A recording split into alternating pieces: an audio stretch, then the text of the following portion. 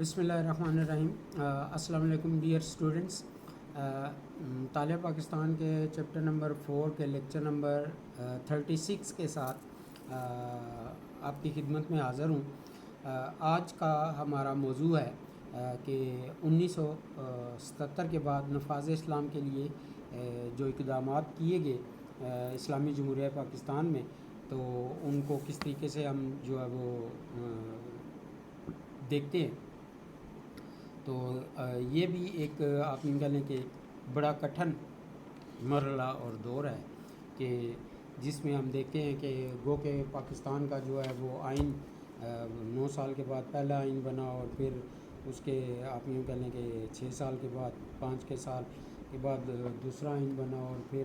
اس کو ختم کر کے اس کے جناب 10-11 سال کے بعد تیسرا آئین بنا۔ تو ان تمام آئین کو جو ہے وہ اس میں جو بنیادی چیز جس کو ملوز خاطر رکھا گیا وہ یہ تھا کہ وہ کون سی کوششیں ہیں یا وہ کون سے اقدامات ہیں جن کو بروئے کار لاتے ہوئے پاکستان میں اسلامی جمہوریہ پاکستان میں جو ہے وہ آپ یوں کہہ لیں کہ اسلامی نظام کو جو ہے وہ نافذ کیا جائے۔ تو ہم آپ کو تفصیل کے ساتھ ہم یہ ڈسکس کرتے چلے آ رہے ہیں کہ کس طریقے سے یہ ساری جو چیزیں یہ ہمارے سامنے آئی ہیں۔ تو اسی طریقے سے اب ہم دیکھتے ہیں کہ جو 1977 کے بعد ہمیں آئین تو ایک بڑا اچھا مل گیا، لیکن اس آئین کو نافذ کرنے میں کیا کیا جو ہرڈلز تھیں وہ ہمارے سامنے آئیں، یا وہ جو دشمنان تھے انہوں نے کس طریقے سے جو ہے وہ اس کو ان ہرڈلز کو جو ہے وہ پیدا کیا، اور پھر کس طریقے سے اس پہ اوور کم کیا گیا، ان کو جو ہے وہ آپ یوں کہہ لیں کہ ختم کرنے کے لیے۔ تو یہ دیکھتے ہیں، اس کے لیے ہم دیکھتے ہیں کہ اسلامی جمہوریہ پاکستان میں نفاذ اسلام کی کوششیں، اس کا پس منظر دیکھتے ہوئے ہم کہتے ہیں حصول پاکستان کا اولین مقصد اللہ تعالیٰ کی سرزمین پر اللہ تعالیٰ کا نظام قرآن و حدیث کی روشنی میں نافذ کرنا تھا۔ تو اس کے نافذ کرنے میں ہمیں جو آپ یہ کہہ لیں کہ چیزیں یا ہم نے جو نفاذ اسلام کے لیے جو اقدامات کیے، اس میں ہم دیکھتے ہیں کہ سب سے پہلے نفاذ کے لیے یہ تھا کہ پاکستان کے مسلمانوں نے حکومت پاکستان سے اصرار کیا کہ وطن عزیز میں اللہ تعالیٰ کی احکامات پر مبنی نظام نافذ کیا جائے تاکہ حصول پاکستان کا مقصد پایہ تکمیل کو پہنچ سکے۔ اس پر مختلف ادوار میں عمل درآمد ہوا، جس کی تفصیل ہم پچھلے لیکچرز میں دیکھتے بھی آئے ہیں۔ ایک بار پھر تھوڑا سا اس کو اعادہ کر لیتے ہیں کہ علماء کے 23 نکات۔ قیام پاکستان کے بعد حکومت کے ایوانوں میں مولانا شبیر احمد عثمانی اور حکومت سے باہر سید ابوالعلا مودودی نے لادین حکمرانوں کا بڑی جانفشانی سے مقابلہ کیا، اور انہوں نے اسلامی تعلیمات پر مبنی آئین سازی کے لیے حکومت کو 23 نکات جو ہے وہ بنیادی سلوکی کمیٹی یا اس کے کسی بھی حوالے سے جو ہے وہ پیش کیے تھے۔ اسی طریقے سے جو قیام پاکستان کے بعد جو ہے وہ نظام اسلام کی جو تحریک تھی اس نے زور پکڑا تھا، اور وہ بھی کچھ ایسا تھا کہ کچھ لادین یا لامذہب جو لوگ تھے وہ اس وقت آپ یوں کہہ لیں کہ قیادت کی آنکھوں میں دھول جھونک کے سامنے آ گئے تھے، اور پھر انہوں نے اپنے ان مقاصد کو مضمون جو مقاصد تھے ان کو جب بڑھانا چاہا تو اس کو روکنے کے لیے نظام اسلام کی آپ یوں کہہ لیں کہ تحریک جو ہے وہ شروع ہوئی، جس نے پاکستان میں اسلامی نظام کے نفاذ کے لیے مطالبہ کیا، اور پھر انہی مطالبات کے نتیجے میں ہم دیکھتے ہیں کہ علماء کے 23 نکات اور پھر قرارداد مقاصد، جس کو آپ یوں کہہ لیں کہ جو اب باقاعدہ طور پر 1973 کے آئین کا حصہ ہے، کہ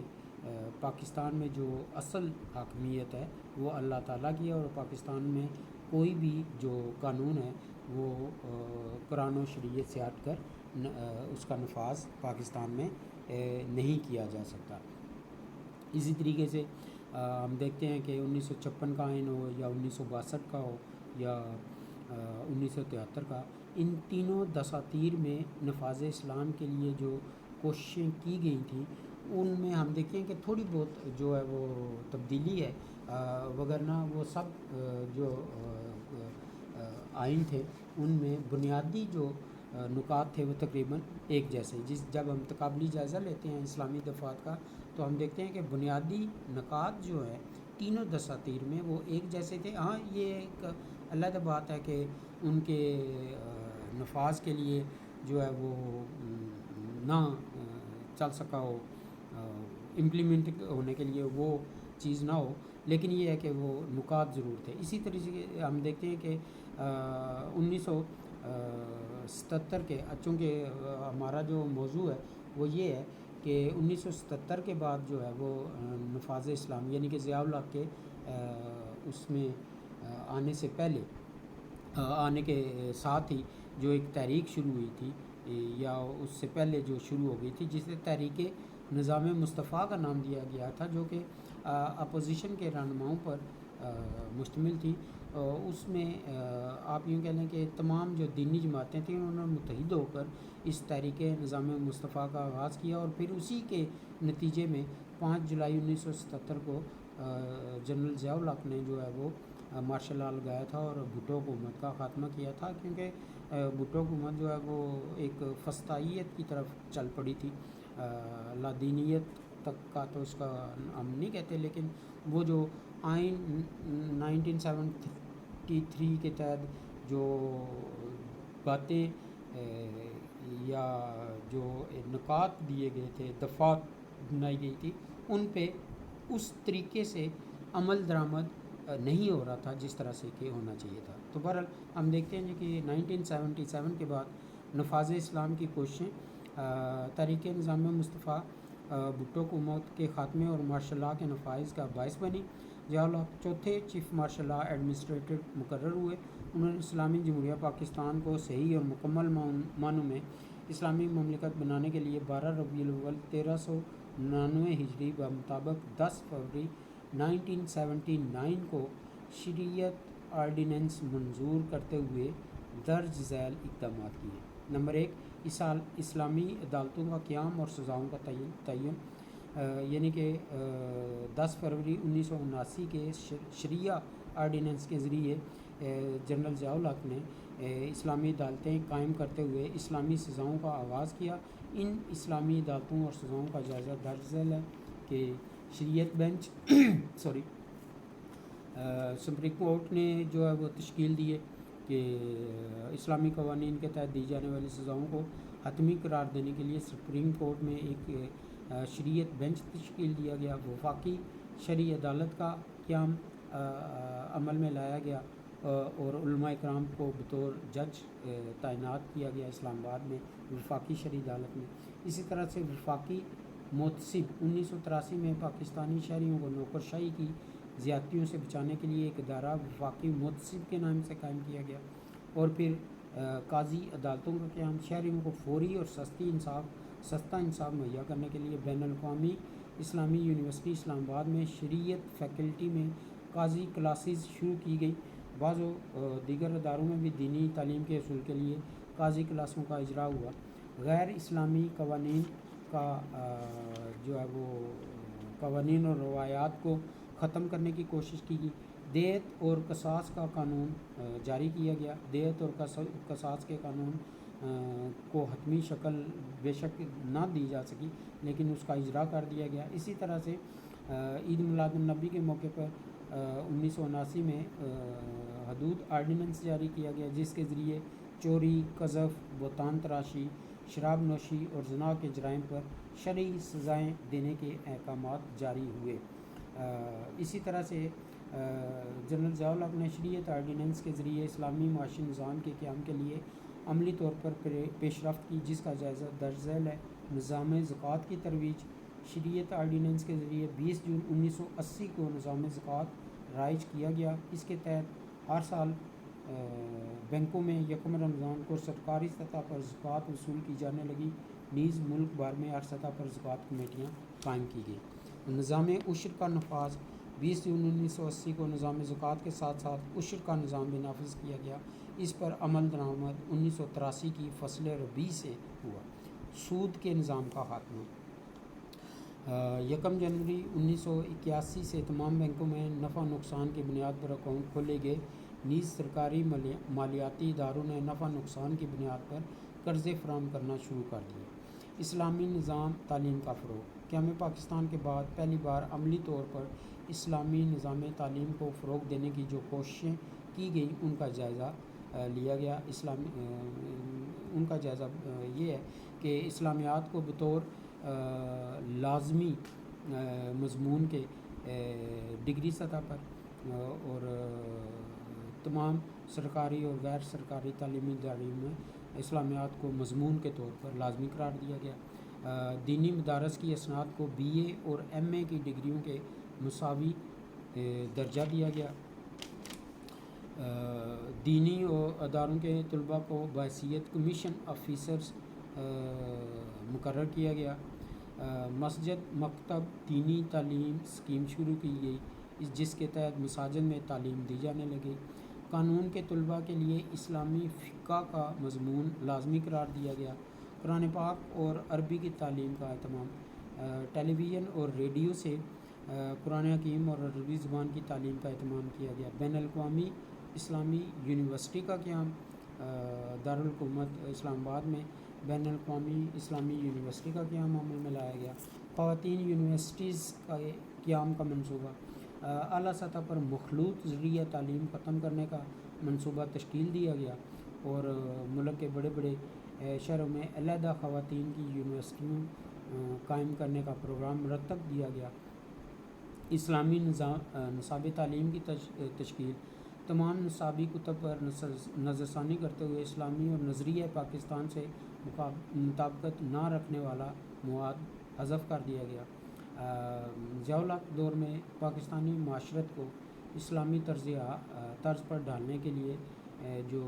آپ یوں کہہ لیں کہ درج ذیل اقدامات کیے گئے کہ کس طریقے سے دینی شعائر اور احکام کی پابندی کی جا سکے۔ سرکاری سطح پر اسکولوں، کالجوں، دفاتر وغیرہ میں نماز ظہر کا وقفہ مقرر کیا گیا اور ملک بھر میں صلاۃ کمیٹیاں قائم کی گئیں۔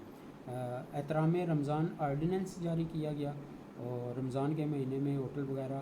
اور پبلک مقامات پر کھانے پینے کی ممانعت کر دی گئی اور روزہ خور کے لیے 3 ماہ قید اور 100 روپیہ جرمانہ مقرر کیا گیا۔ شان رسالت صلی اللہ علیہ وسلم کی